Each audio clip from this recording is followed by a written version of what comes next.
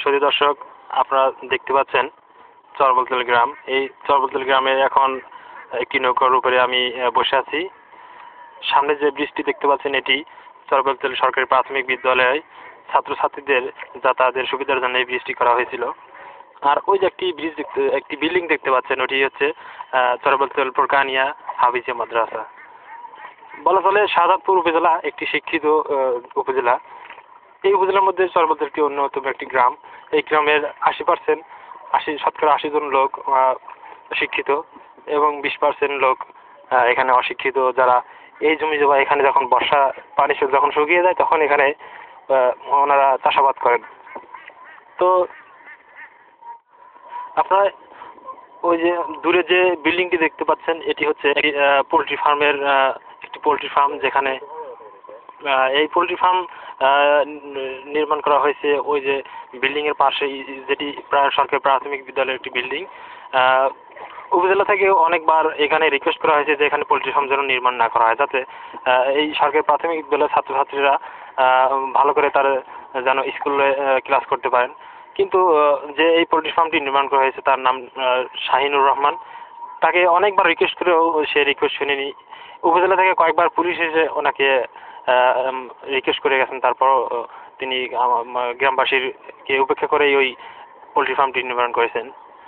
আমরা উপজেলা লেভেলে আরো একবার রিকোয়েস্ট করে দেখব এখানে পোল্ট্রি ফার্ম যেন নির্মাণ না করা হয়, যাতে সরকারি স্কুলের ছাত্রছাত্রীরা ভালো করে তারা ক্লাস করতে পারেন। কারণ এখানে পরিবেশ দূষিত হয়ে যাচ্ছে, আশেপাশে অনেক গন্ধ হয়ে যাচ্ছে।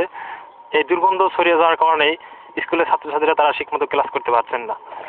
আর এই চরবলতল গ্রামে বর্ষাকালে যখন তলিয়ে যায় তখন একটি নদীর মতো সিনারি দেখা যায়। সূর্য ডোবার দৃশ্য এখান থেকে অনেক ভালো করে দেখা যায়। আপনারা দেখতে পাচ্ছেন এই যে পশ্চিম আকাশে অনেক সুন্দর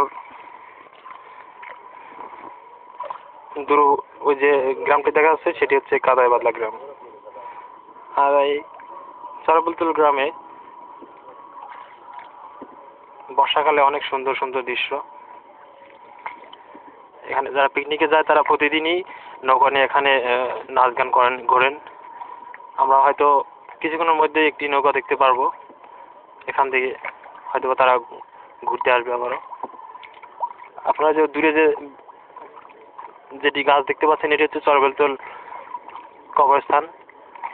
এই কবরস্থানটি একটি ঐতিহ্যবাহী কবরস্থান, যেখানে অনেক সুন্দর করে চারপাশে ঘেরাও করা রয়েছে। এই কবরস্থানটি গ্রামবাসীর জন্য অনেক একটি ঐতিহ্যবাহী একটি কবরস্থান।